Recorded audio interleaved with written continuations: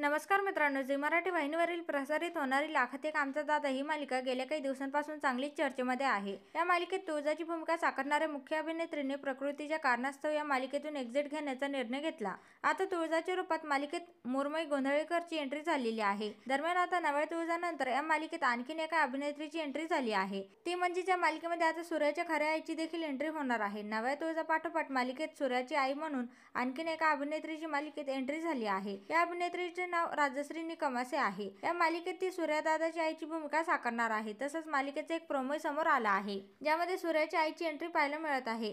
राजश्री निकम यांनी अगोदर मन धागा धागा जोडते नाव या मालिकेत भूमिका साकारली होती। त्यामुळेच आता सूर्याची आई मालिकेत आल्यावर कथानकात काय ट्विस्ट येणार हे पाहणं खूपच इंटरेस्टिंग असणार आहे। तर तुम्ही लाखात एक आमचा दादा ही मालिका पाहता का हे कमेंट करून नक्की सांगा।